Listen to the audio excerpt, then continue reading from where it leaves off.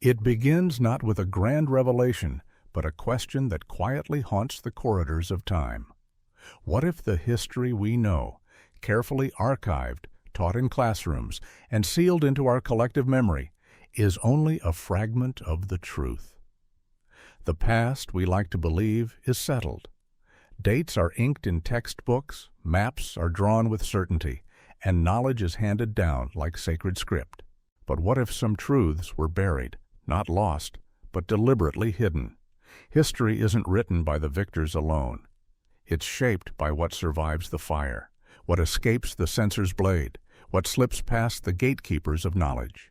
For centuries, scrolls have vanished, codices burned, discoveries suppressed, and voices silenced. Yet, like faint echoes through stone walls, fragments of forgotten wisdom continue to surface. Mysterious manuscripts, impossible diagrams, astronomical predictions written long before the telescope, and accounts of civilizations that shouldn't have existed. This is not a story about conspiracy. It's a story about curiosity, about how humans, across continents and centuries, have reached for the stars, charted the depths, and dreamed beyond their time. It's about the strange documents that defy timelines, the ancient technologies that suggest knowledge lost rather than invented anew. And it's about why such stories so often vanish into the footnotes of history. We begin our journey with 10 such records. Each challenges the narrative we've come to accept, not by shouting, but by existing. A book written in an unbreakable code filled with botanical drawings and scientific diagrams no one can explain. A stone list of kings ruling for tens of thousands of years, as if time itself once bent differently. Pyramids in China, larger than Giza, brushed off as natural hills. Mayan texts predicting cosmic events with stunning precision. Files pulled from Tesla's vault, speaking of energy without wires. Diaries of polar explorers describing warm lands hidden beneath Antarctic ice. Ancient records speaking of Atlantis, spacefaring Inca civilizations, and church secrets buried in sealed Vatican vaults. These aren't fairy tales or wild theories. They're artifacts, scrolls, maps, and testimonies, real things found in real places by real people. The controversy isn't whether they exist, it's what they mean. This 14-part journey will take us through each of these historical enigmas. Each chapter will unfold a single mystery, its discovery, its contents, the questions it raises, and the silence it meets. And as we travel deeper, we'll reflect not just on what these records say about the past, but what they ask of us now. Do we dare to imagine that our ancestors knew more than we think? That civilizations once rose, flourished, and fell long before our recorded dawn? That knowledge, once grasped, can be lost, and maybe found again. As we begin this story, suspend what you think you know, not to believe blindly, but to wonder freely. The truth of our history may not be in what we've been told, but in what we've been taught to forget. In this first chapter, we open the cover on a manuscript that no one can read, but whose images and implications speak volumes. The Voynich manuscript, they call it, discovered in 1912, but centuries older, bound in calfskin, inked with purpose, and filled with diagrams so advanced they seem ripped from a future that hasn't arrived. Why was it written? Who could have known such things in the 15th century? And why has no one, to this day, been able to decipher even a single page? The mystery begins here, with a book that shouldn't exist, yet does. A whisper from history, asking, what else have we missed? Picture a dimly lit room in northern Italy in the early 1400s. A scribe, anonymous and intent, dips a quill into dark ink. Before him lies a stack of parchment, smooth vellum, each sheet carefully prepared. He begins to write, but not in Latin or Greek or any language known to history. He writes in a script that no one, to this day, can read. Strange loops, elegant curves, unfamiliar glyphs. Alongside the writing, he draws peculiar plants, celestial diagrams, anatomical charts. and machines. These are not idle doodles. They are technical, deliberate, and impossibly ahead of their time. 500 years later, the book would surface in a Jesuit college library, tucked away like a secret. Wilfrid Voynich, a rare book dealer, would acquire it in 1912. He didn't know what he had found. Neither did anyone else. Now known as the Voynich manuscript, this artifact is one of the most studied and least understood texts in the world. Carbon dating places the parchment firmly in the early 15th century. The inks, the stitching, the materials, all confirmed medieval. But that's where the ordinary ends. The pages depict plants no botanist has ever identified. Astronomical diagrams display star formations that do not exist. There are machines drawn in precise detail that resemble 20th century engineering. Anatomical illustrations depict microscopic structures like cells and organ systems, images that would require instruments centuries away from invention. Experts have tried everything to decode it. Cryptographers from both world wars, linguists, computer scientists. Some suspect it's a hoax. Others insist it's written in a lost language or cipher so complex it borders on genius. But the images, those diagrams and formulas, speak a language of their own. Most perplexing are the aeronautical drawings.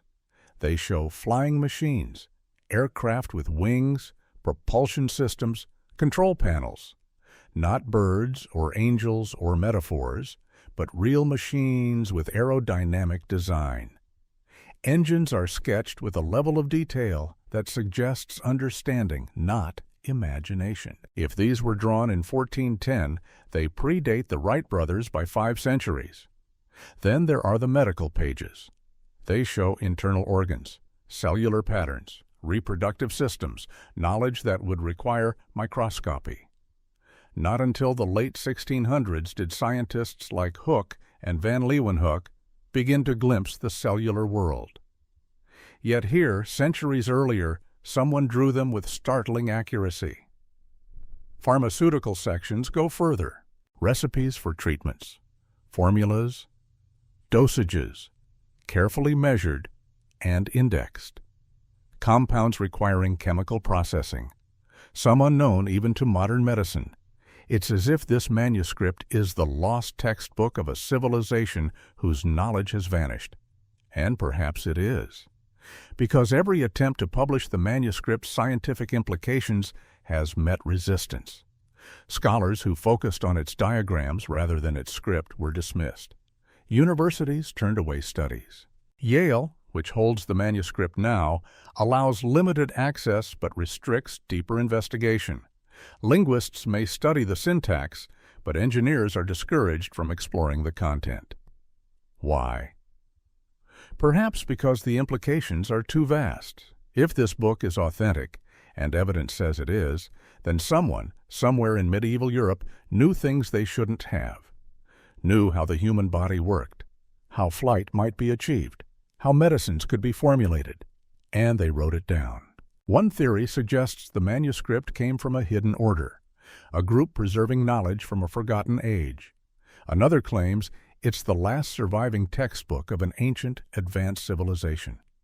Some believe it's a message sent across time, but the truth remains locked in ink and vellum. What we're left with is not just a mystery, but a mirror, a reflection of how much we still don't know, how easily knowledge can be lost or buried. And it begs the question, if such understanding once existed, how much more might lie hidden in monasteries, under sand, beneath ice?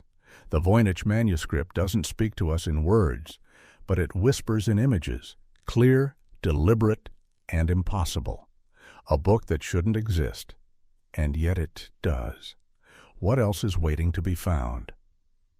Imagine standing before a tablet of stone, weathered and ancient, inscribed with names of kings whose reigns stretched not for decades, but for millennia.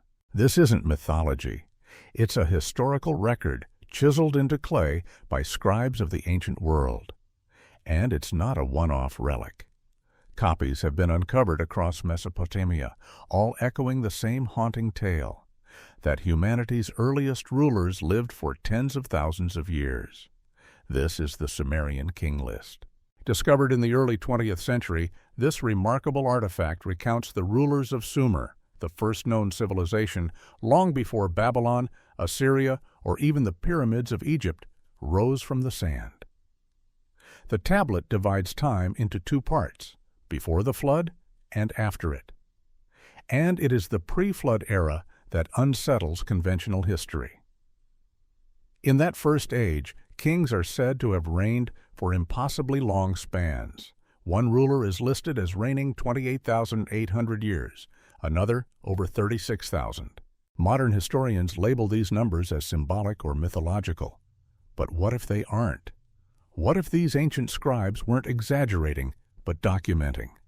What if they remembered a time, lost now, when human lifespans, or those of some other beings, truly stretched across ages?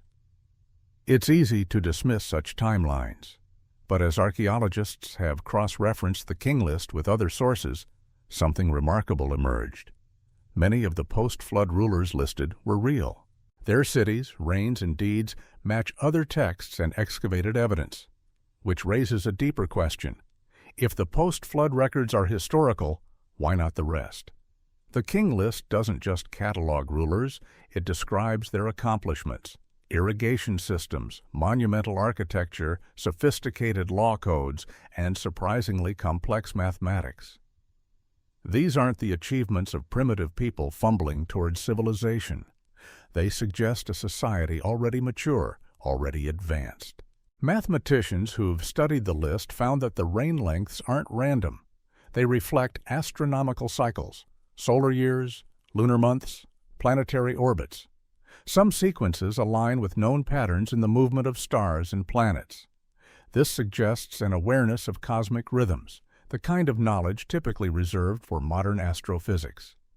Still, mainstream academia balks.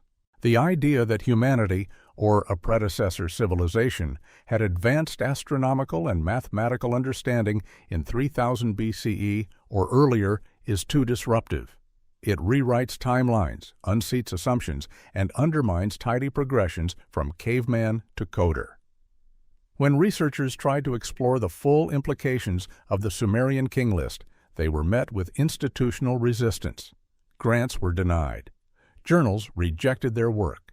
Museums displayed the tablets, but with sanitized descriptions, mythology, legend, early imagination. And so the king list became another quiet artifact of history, on display but not discussed. But its implications linger. If even part of the pre-flood record is accurate, then our understanding of the human timeline is missing entire chapters. Could there have been an epoch, long before our history books begin, where advanced civilizations rose and fell, where knowledge of astronomy, architecture, and longevity was commonplace? If so, what caused that age to end? Catastrophe, forgetfulness, or something else entirely? There's something both humbling and haunting about the king list. It challenges the illusion that we are the pinnacle of progress. It invites us to imagine that perhaps, long ago, humanity, or someone, knew far more than we do now.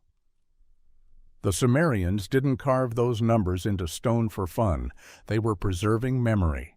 Memory of a time we've forgotten or chosen to ignore. History, it seems, is not a straight line. It's a spiral. And sometimes the past isn't behind us. It's buried beneath us, waiting to be read. The king list is not proof, but it is a possibility, a glimpse of a world that once was, or might have been. And it asks us, what would we see if we dared to look deeper? From the air, they look like ancient scars across the land, massive geometric mounds rising from China's central plains. For decades, satellite images have captured them, symmetrical shapes too precise to be natural, too vast to ignore. Yet they are often dismissed by official narratives as simple hills or imperial tombs. But if you listen closely to old records, if you follow the forgotten trails of explorers, a different story begins to unfold. In 1947, U.S. Army pilot Colonel Maurice Sheehan flew over the Chinchuan region and took a series of photos. What he saw stunned him. Enormous pyramids, some larger in base area than Egypt's Great Pyramid of Giza.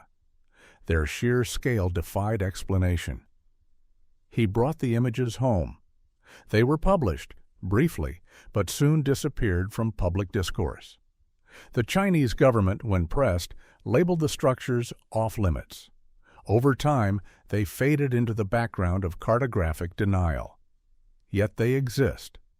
Dozens of them, arranged in patterns that suggest more than just burial monuments. Ancient Chinese texts, buried deep in the archives of dynastic records, describe these pyramids not as tombs, but as something else entirely. Landing sites, they say, platforms for sky visitors. Metal dragons, the texts call them, flying craft without wings, belching thunder, descending from the heavens. The builders were not men, but those who came from the sky.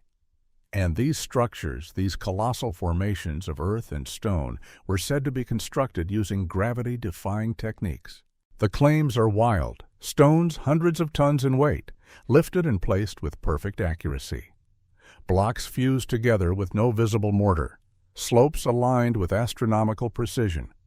Techniques we still can't replicate with modern tools. Geological analysis supports at least part of the legend. The mounds were not shaped by nature. They were carved, sculpted, placed. Artificial hills, hiding artificial interiors. Some contain chambers, others remain sealed. Satellite imagery has since confirmed patterns among the pyramid fields, mathematical relationships, alignments with solstices and equinoxes, spatial ratios found in sacred geometry. And still, the official word remains unchanged. These are ancient tombs, and little more. But why the silence? Why the restriction of access, the refusal to excavate, the prohibition of foreign research? What secrets might be buried within these pyramids that governments, universities, and cultural institutions seem so determined to ignore? There's no shortage of hypotheses. Some say the pyramids predate Chinese civilization, remnants of a long-lost people with knowledge that disappeared in time. Others believe the structures hide archives, records of technologies, histories, or encounters too disruptive to current narratives. One cannot help but compare them to their Egyptian counterparts. Two ancient cultures, two sets of pyramids, both pointing skyward, both wrapped in myth, both shrouded in scientific mystery. Were these truly tombs, or were they beacons, markers, or machines? Modern engineering suggests that the labor, knowledge, and tools required to build such structures far exceeded what ancient dynasties officially possessed. And yet the pyramids stand. Official denials continue. Academics stay silent, deterred by lack of access or fear of ridicule. But the earth holds its secrets tightly, and sometimes the most extraordinary truths lie just beneath the surface, waiting for someone brave enough to dig. Maybe these are just mounds of dirt, or maybe they are monuments to a forgotten chapter of human history, one in which our ancestors didn't merely look up at the stars, but understood them in ways we've yet to rediscover. The Chinese pyramids raise more than questions. They challenge the foundation of what we believe is possible. And like all great mysteries, they wait, patient, silent, enduring the weight of centuries and the silence of those who fear what they might reveal. A brittle page, drawn centuries ago by hands long turned to dust, charts the heavens with eerie precision. It isn't a modern star chart, nor a Renaissance-era map of the cosmos. It's older, and it comes from a civilization that supposedly lacked metal tools or written language. Yet, here it is, a book so advanced it could have been written by an astronomer today. It's called the Madrid Codex, one of only 4 surviving books of the ancient Maya. Bound in folded bark paper and inscribed with hieroglyphs and images, the Codex is a portal into a world of mathematics, astronomy, and cosmic understanding that defies modern assumptions. Inside its fragile pages lie astronomical predictions of uncanny accuracy. Solar eclipses, planetary alignments, lunar cycles, calculated with a sophistication that rivals anything Europe knew at the time. In fact, when this codex was created, much of Europe still debated whether the Earth was the center of the universe. The Maya, however, weren't guessing. They were measuring, recording, calculating. Their understanding of zero, positional notation, and advanced cycles like the synodic periods of Venus or the 260-day Tzolk'in calendar suggest centuries of careful observation. They not only tracked the heavens, they made sense of them. Their records reflect a view of time and space that was both spiritual and mathematical, precise and poetic. But the most astonishing parts of the Madrid Codex lie in what appear to be mechanical drawings, diagrams of devices that resemble analog computers, tools for tracking celestial motion and aligning ritual calendars with cosmic events. Gears, ratios, astronomical inputs. This wasn't mythology. It was engineering. The Codex also speaks of navigation, not across land, but across oceans. It describes star-based guidance systems, techniques for long-distance sea travel, and maps that suggest the Maya voyaged far beyond the shores of Mesoamerica. Some accounts hint at contact with other continents, long before Columbus ever set sail. So why don't we hear about this? When Spanish conquistadors stumbled upon the vast libraries of the Maya, they didn't marvel at the scientific sophistication. They burned them. Thousands of books, gone in a blaze of theological zeal. Anything that didn't conform to European cosmology was labeled heresy or devilry. Only a handful of codices survived.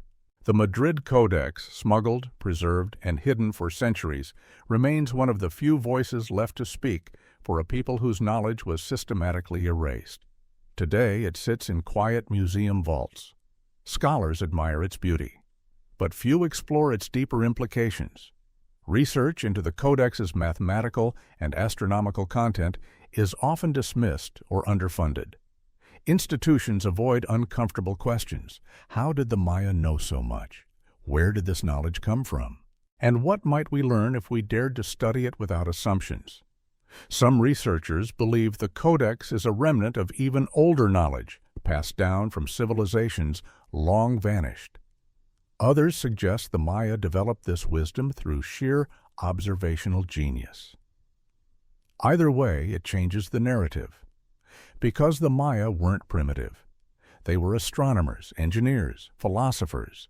They looked to the stars not with superstition, but with understanding.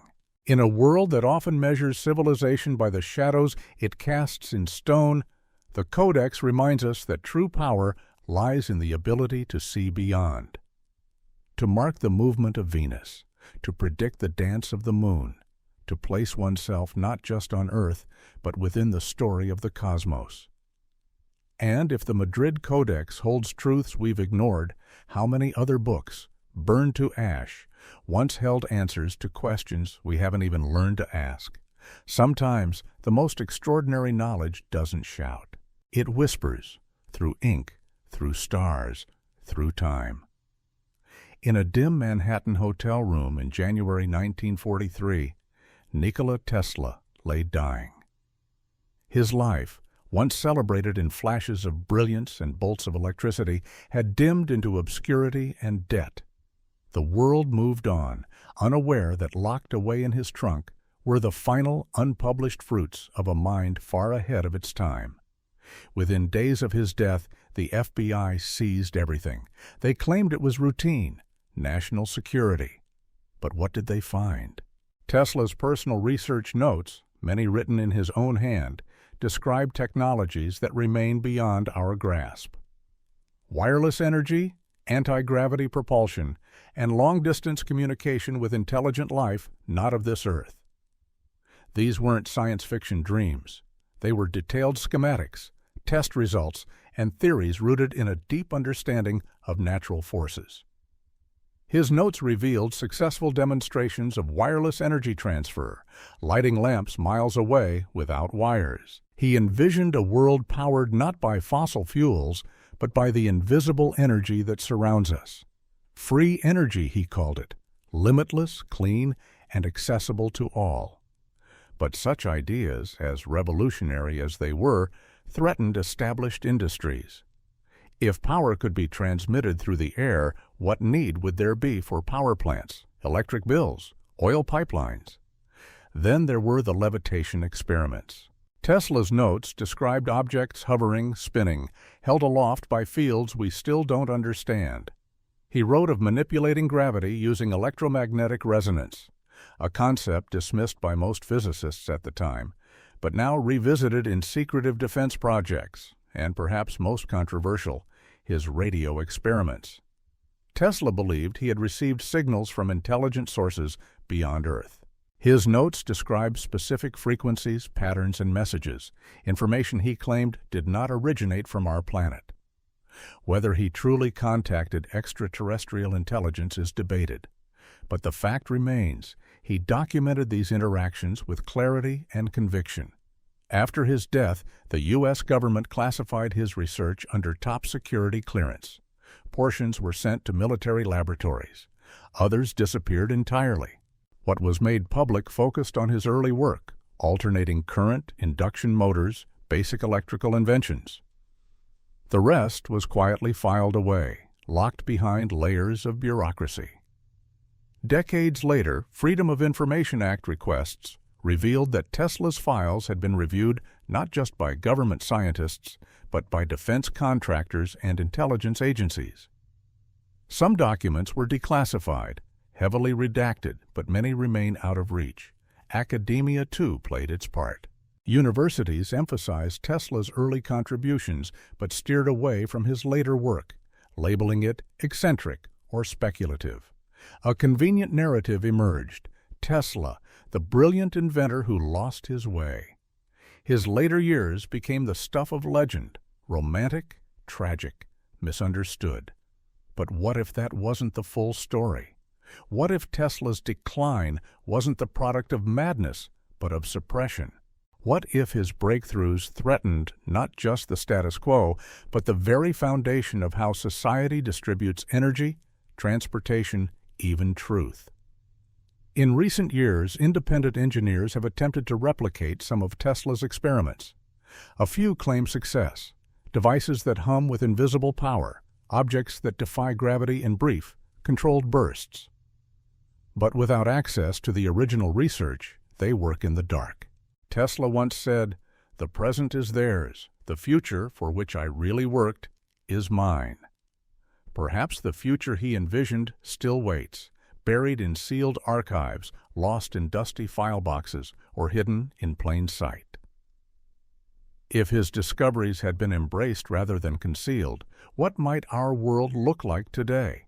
Wireless cities? Pollution-free skies? Silent aircraft floating above us? Or perhaps something even more unimaginable? Tesla didn't just invent machines.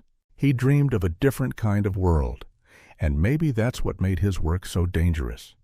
Not the power of his inventions, but the power of an idea. That energy, like knowledge, should be free. In the dry, unforgiving hills near the Dead Sea, a shepherd once stumbled into a cave and uncovered something that would shake the foundations of religious scholarship. Between 1947 and 1956, nearly 1,000 ancient scrolls were unearthed from 11 different caves near Qumran. Fragments of parchment and copper that became known as the Dead Sea Scrolls. To the world, these scrolls were hailed as a breakthrough, a window into the beliefs and daily life of a Jewish sect from 2,000 years ago.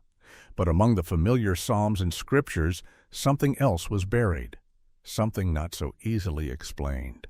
Some of these texts spoke of astronomical events with breathtaking precision, calculations of lunar eclipses, planetary alignments, and cosmic cycles, far beyond what conventional history believes ancient desert scribes could know. The scrolls named stars with mathematical values, charted orbits, and described time, in a way that suggests not just spiritual awareness, but scientific understanding.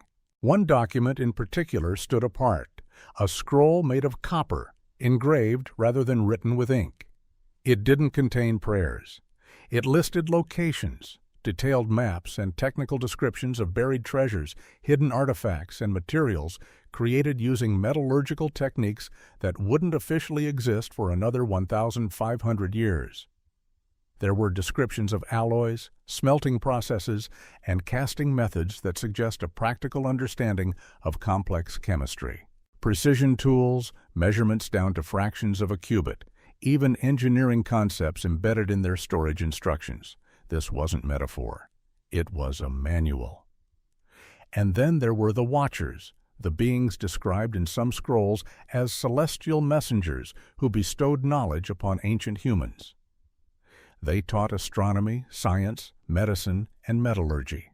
Whether interpreted as myth or memory, these accounts speak of an outside influence, non-human intelligences interacting with early societies. Such content didn't sit well with religious institutions. The initial scholars granted access to the scrolls were affiliated with theological centers and church authorities. Their translations were slow, selective, and heavily filtered. For decades, the most controversial scrolls, those that hinted at advanced knowledge, alternate timelines, or non-canonical revelations, were kept from public view. Some of these texts contradicted biblical narratives or offered drastically different chronologies of ancient events. Others described scientific principles unknown to the modern world until centuries after the scrolls were written. Yet they remained buried behind locked doors, unavailable for open academic scrutiny. When independent scholars tried to gain access, they were stonewalled. Accusations flew. Gatekeeping by a select few ensured that the broader implications of the scrolls would remain unexamined. Only in the 1990s, under growing pressure, did portions of the suppressed material finally emerge. Still, even now, large portions remain unpublished or untranslated. And even more troubling, some scrolls are rumored to have disappeared entirely. Whispers suggest that governments, fearing the religious and scientific upheaval such texts could cause, intervened quietly.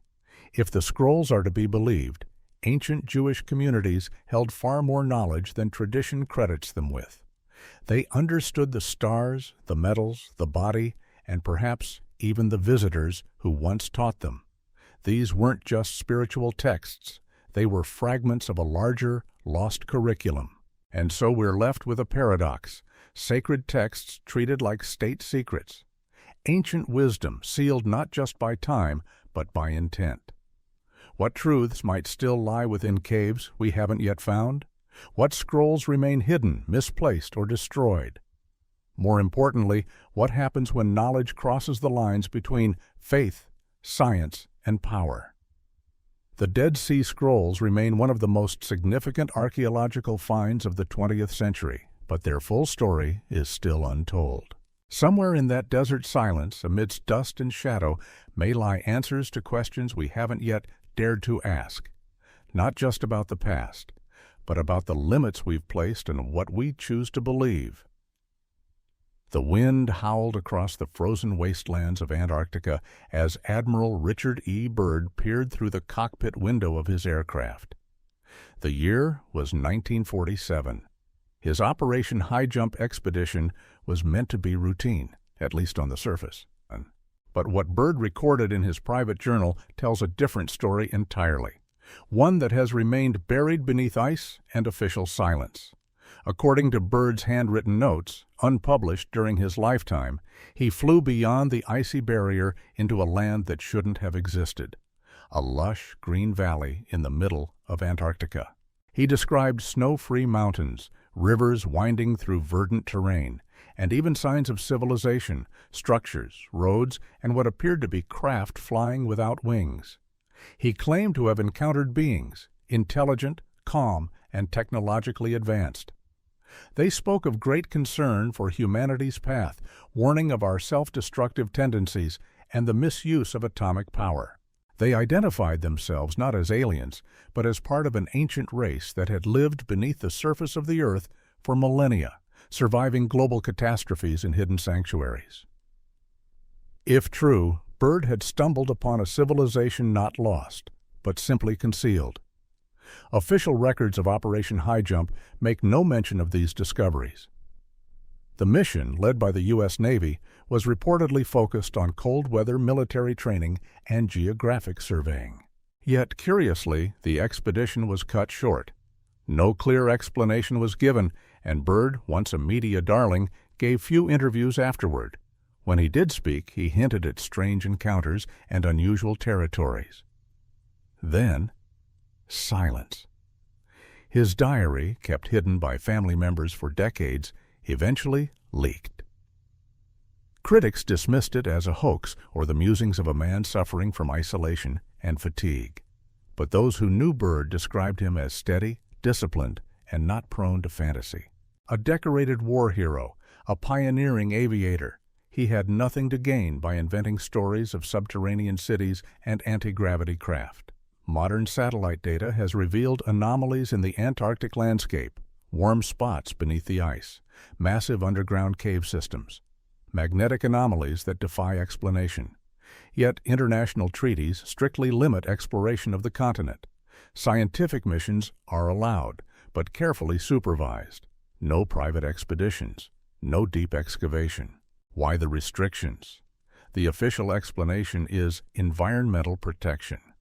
But for some, it raises eyebrows. If there is nothing to hide, why such tight control over one of the most remote and inaccessible places on Earth?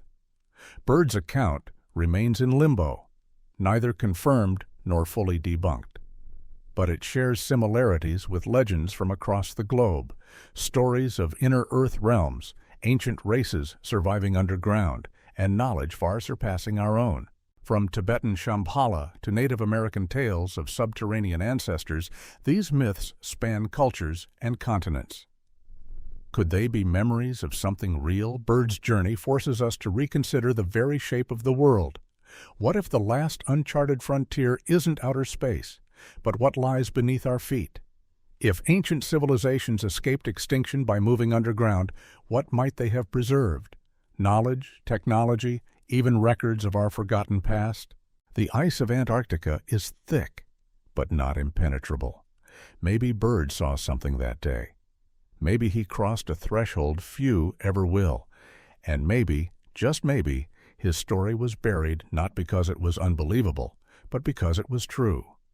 The coldest place on Earth may still hold the warmest secret of all, that we are not alone, not even here, and that history doesn't end at the edge of the map. It begins beneath it. In the hushed chambers of an Egyptian temple, carved into stone and hidden beneath centuries of dust, a story was told. Not one of gods or pharaohs, but of a land across the sea. A civilization advanced beyond comprehension. Its name echoed through the ages in whispers and legend, Atlantis. We often dismiss Atlantis as a myth, a philosophical metaphor crafted by Plato. But within the temple records of ancient Egypt, particularly those preserved in the Temple of Edfu and the archives of Sais, are references not to a legend, but to a real place, a place the Egyptians claim to have traded with, learned from, and watched fall beneath the waves. These records don't speak in riddles. They describe ships, blueprints, and materials exchanged. They detail knowledge passed between the Egyptians and their Atlantean counterparts, mathematics, engineering, cosmology. Even the layout of the Atlantean capital was sketched in concentric circles, with infrastructure that modern architects would struggle to replicate. What's more, these records included navigational instructions, coordinates, descriptions of land masses and sea routes that, when mapped, align not with fantasy, but with the mid-Atlantic ridge, a submerged plateau long suspected by some geologists to have once stood above sea level. More than just locations, the texts discuss technologies, devices that harnessed energy from the Earth, transportation systems that defied gravity, and spiritual sciences that bordered on the metaphysical. Descriptions of flying craft, energy crystals, and sound-based construction methods suggest a society as focused on harmony with nature as it was on technical advancement. These revelations never made it into mainstream history books. European scholars in the 19th century who uncovered these inscriptions quickly found their findings suppressed. Egyptian authorities, under pressure from colonial powers and religious institutions, locked the documents away. Only fragments remain, scattered in museum basements and private collections. Why the secrecy? Because the implications are enormous. If true, these texts place a fully developed, technologically advanced civilization in operation thousands of years before the rise of Sumer or Egypt. That changes everything about our understanding of human progress. No longer a steady climb from caves to cities, but a cycle: rise, fall, and forget. It also threatens the story we've come to rely on, that we are the most advanced civilization Earth has ever seen. That history is linear, and knowledge accumulates without interruption. Atlantis challenges that deeply. It suggests that great civilizations may have come before and fallen, leaving only clues behind. The Egyptian priests who preserved these records didn't treat them as allegory. They cataloged them. They honored them. And when asked by Greek visitors how they knew so much about time and the stars, they replied, "Because we remember what you forgot." Atlantis, then, may not be a lost paradise. It may be a forgotten reality, a chapter torn from the human story, not by nature, but by intention. We're left with questions. Was Atlantis destroyed in a natural catastrophe? Did its knowledge survive through scattered schools of wisdom, the mystery traditions, the builders of megaliths, the keepers of oral history? Or does its legacy lie deeper still, waiting to be unearthed, not in ruins, but in records? In the end, Atlantis is not just a place, it's a possibility. That human history is older, richer, and more astonishing than we've been led to believe. And that beneath the sand and sea, the truth of our origins still waits to be remembered. High atop the peaks of the Andes, where the air is thin and time seems to stretch, the Incas built empires from stone. Their cities defied gravity, their roads crossed mountains, and their temples aligned with the heavens. To the casual observer, it was remarkable. But to those who've looked closer, the question arises, were they building on knowledge they inherited rather than invented? Spanish chroniclers, some of the few who witnessed Inca civilization before it was dismantled, recorded something extraordinary. They described the Incas not as the original architects of their world, but as caretakers of a far older wisdom, a legacy passed down from forgotten predecessors. These chronicles spoke of advanced astronomical records, machines for celestial calculations, and technologies that the conquerors could neither comprehend nor tolerate. At the heart of it all were the stars. The Inca tracked planetary movements with mathematical precision, forecasting eclipses and solstices centuries in advance. Their calendars, carved into stone and encoded in quipus, knotted strings used for data storage, were so complex they rivaled anything Europe had at the time. The rhythms of the cosmos were not just known to them, they were integrated into agriculture, architecture, and ritual life. One Inca archive reportedly described astronomical cycles spanning hundreds of thousands of years, suggesting that the Incas inherited star maps and observations from civilizations so ancient their names were no longer remembered. These records included patterns of planetary alignment, precession of the equinoxes, and even references to what some interpreted as interstellar navigation. The Spanish found instruments, metallic cylinders, rotating wheels, even carved devices with moving parts, described as calculating machines for the skies. Their exact purpose was never confirmed. Most were melted down or destroyed during colonization. But a few sketches and accounts survive, hinting that the Incas had tools capable of modeling planetary movements, centuries before mechanical astronomy was born in Europe. And there was more. Tales of inherited knowledge included accounts of space travel, of visitors from the stars, and of colonies on the moon. Stories recorded with such detail they blurred the line between myth and memory. The Incas spoke of communication with beings from beyond, carried through rituals, dreams, and encoded messages. Whether symbolic or literal, the descriptions echoed those found in other ancient cultures, suggesting a shared, global legacy of forgotten contact. In their construction, too, the Incas exceeded explanation. The precision-cut stones of Sacsayhuaman and Ollantaytambo were fitted without mortar, resistant to earthquakes, aligned with solstices. Some blocks weighed over 100 tons, transported across vast distances. Even today, engineers debate how it was done.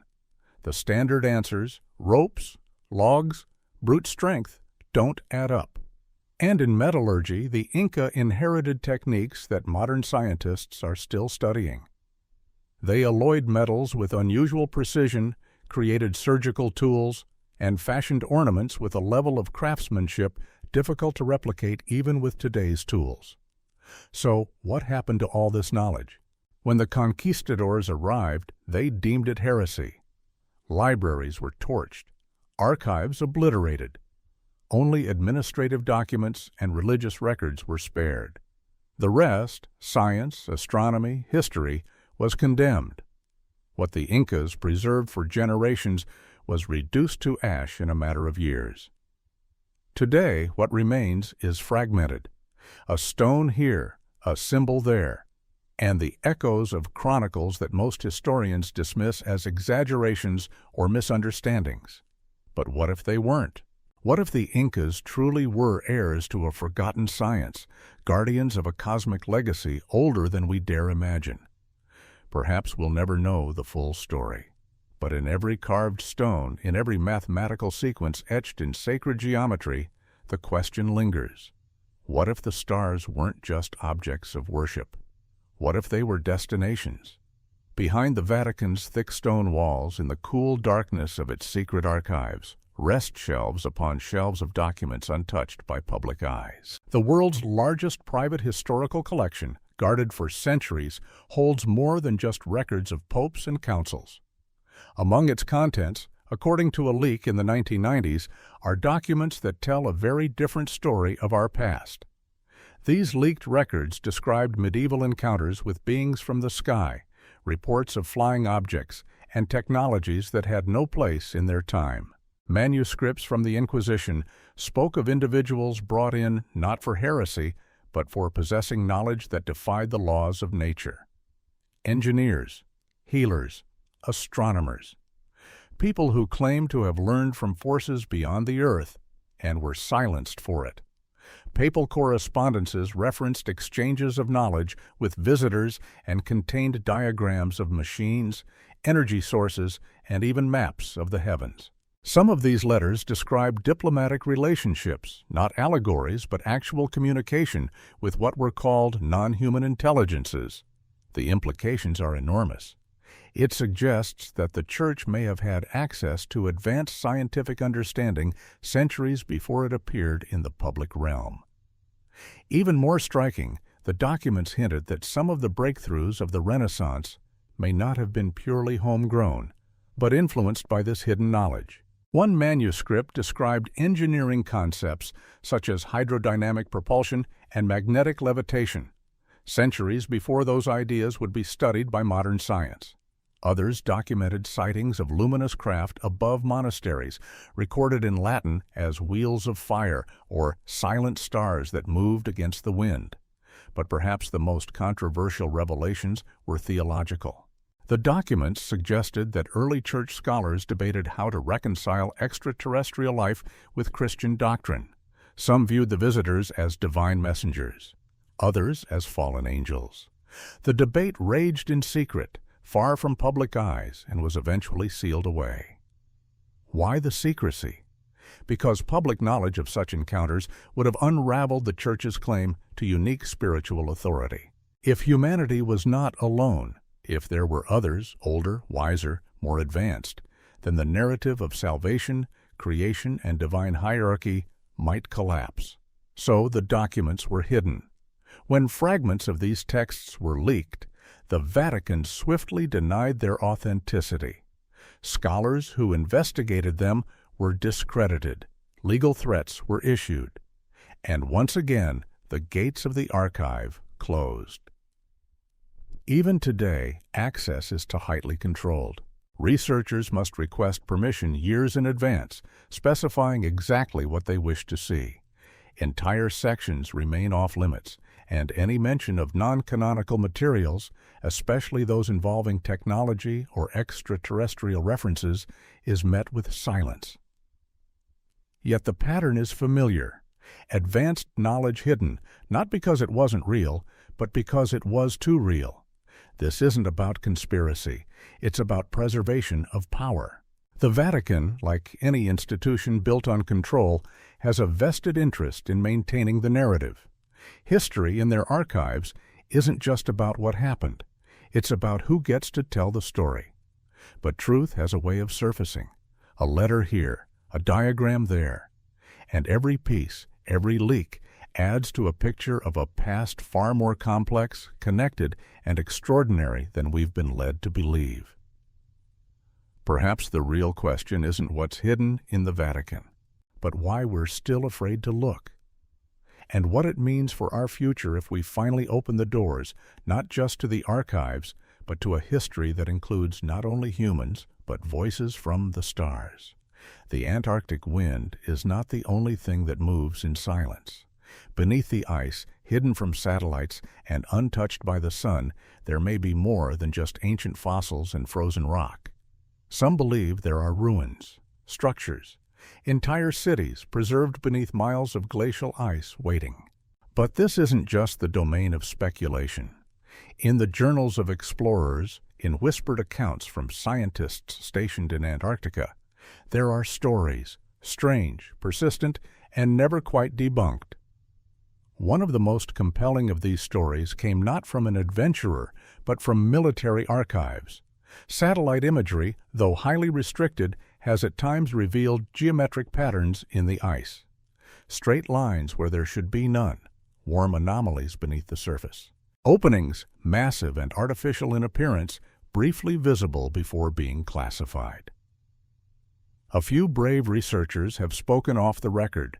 Some describe finding carved stone beneath the surface, ancient tunnels with walls too smooth to be natural.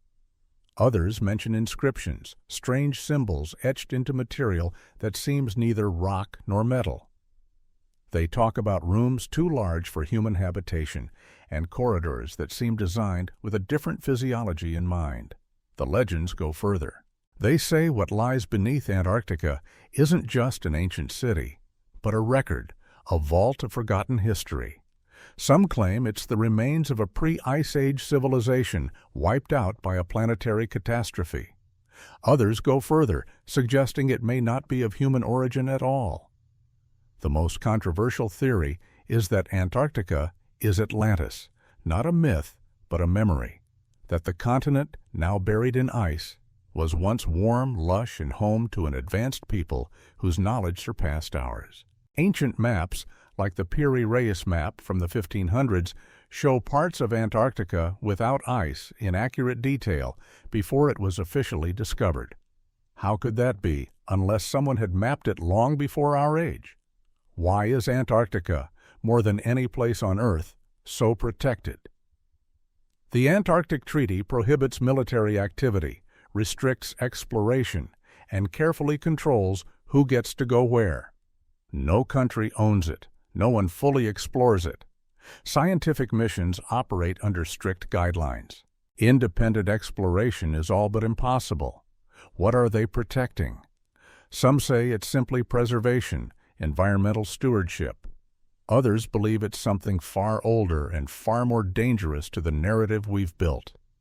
If there is a site beneath the ice that contains technology or knowledge not of this era or this planet, it would rewrite everything, not just history, identity, because the implications stretch far beyond archaeology.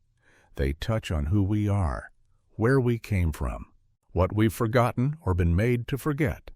And while most of the world views Antarctica as a lifeless frontier, those who have gotten too close tell a different story.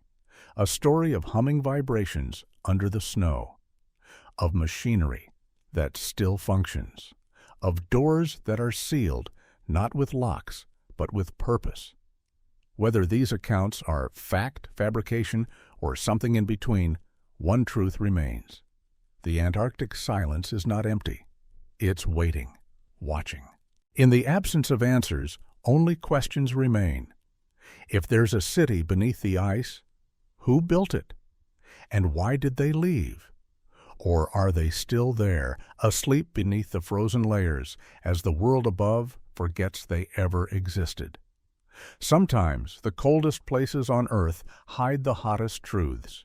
And maybe, just maybe, the greatest discoveries lie not in distant galaxies, but in the vast, white unknown just below our feet.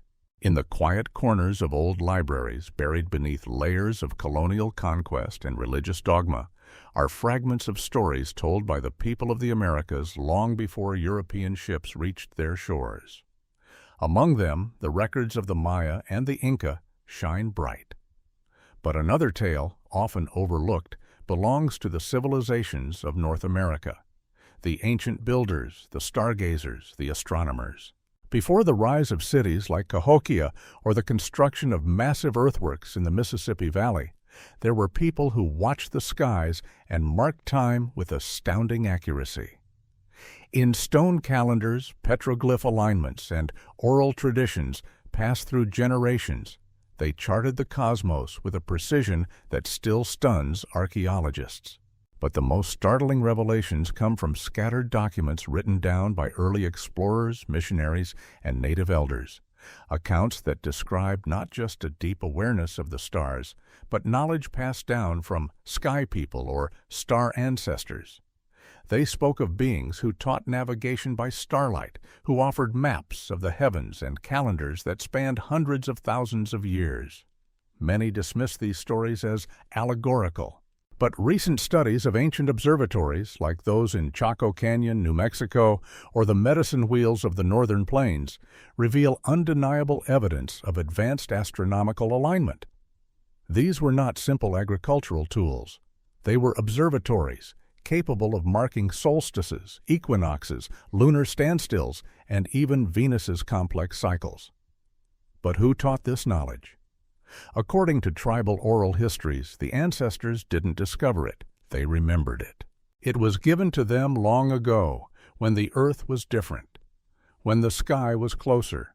Some tell of migrations across stars, of communication through vibration and thought, of places where sky and ground met without machines. In South America, the Inca left records far more explicit. They spoke of previous worlds, civilizations that came before, destroyed by fire or water, whose survivors passed on their science to the next generation. They described tools made of sound, metals that remembered shapes, and towers that touched the clouds. Spanish chroniclers wrote these things down with skepticism and fear. In the Inca texts they burned, in the carved stones they buried, lay the echoes of an understanding that threatened the European worldview. Now only fragments remain. Archaeologists today marvel at Inca stonework, yet cannot explain it. How were those massive blocks shaped so perfectly, fit together without mortar, immune to earthquakes? The standard tools of chisels and ropes don't suffice. The knowledge, it seems, was inherited, possibly from a time we no longer remember. From the Andean highlands to the jungles of Guatemala, the message is the same. The stars were teachers. The cosmos. A classroom. So what happened to all this knowledge? Colonial conquest was not just a campaign of land, it was a war on memory. Entire libraries of bark books and knotted records were burned. Priests declared the old wisdom demonic, and the world forgot. But not entirely. Here and there, ruins still whisper, carvings still point to the sky, and the stars still shine in the same ancient patterns they always have, waiting for someone to look, not just up, but back. Perhaps our ancestors didn't crawl toward science from ignorance. Perhaps they began with the stars, fell, and are only now starting to remember. And if the sky was once a mirror of our origins, what will we see when we finally recognize the reflection? We arrive, at last, not at an answer, but at a reflection. A quiet reckoning with the stories, artifacts, and records we've explored. From lost manuscripts to ancient maps, from coded scrolls to forbidden diaries. We've traveled through a history that doesn't just ask us to remember, it dares us to reimagine. Throughout these 14 parts, a pattern has emerged, knowledge that doesn't fit, erased or buried. Civilizations that rose to heights we're only beginning to understand, then vanished from the official narrative. Documents that challenge linear history, hinting at a past where time moved differently, where science and spirit were not at odds, and where the stars were not distant, but familiar. We've seen manuscripts filled with flying machines long before the Wright brothers. We've read of kings whose reigns outlast empires. We've followed explorers to lands unseen on modern maps and traced ancient calendars that outpace modern computation. Again and again we are reminded the world we think we know is only part of the picture. But why does this matter? Because history is more than memory. It's identity. It shapes what we believe we're capable of. It defines our limits, technological, spiritual, and human. And when that history is incomplete, suppressed, or distorted, we inherit a smaller vision of ourselves. The suppression of revolutionary knowledge isn't just about keeping secrets. It's about maintaining systems, economic, religious, political, that depend on control. To reveal that ancient people understood astronomy, engineering, and medicine better than we imagined is to question the entire arc of human progress. It's to admit that we've forgotten more than we've learned. But forgotten doesn't mean lost. These records, scattered, weathered, dismissed, still exist in vaults, beneath ice, carved in stone, or hidden in plain sight. And they are waiting, not for belief, but for curiosity, not for theories, but for questions, honest ones. Because in the end, this isn't about proving aliens or rewriting textbooks overnight. It's about honoring the full complexity of human experience. It's about asking, what else is possible? What wisdom have we overlooked, not because it lacked truth, but because it lacked permission? Perhaps the greatest tragedy is not that these documents were hidden, but that we stopped looking. So let this not be an ending, but a beginning. A new chapter in how we see ourselves, our ancestors, and our shared place in the universe. Whether or not every scroll, map, or legend withstands modern scrutiny, the invitation remains the same. To wonder, to explore, to listen more closely to the quiet voices of the past. In the shadows of the archive, beneath layers of dust and doctrine, lies the evidence of something extraordinary, not just who we were, but who we might become again. Maybe history isn't written by the victors. Maybe it's written by those who dared to remember. And now it's up to us to decide what we do with that memory. Will we turn the page?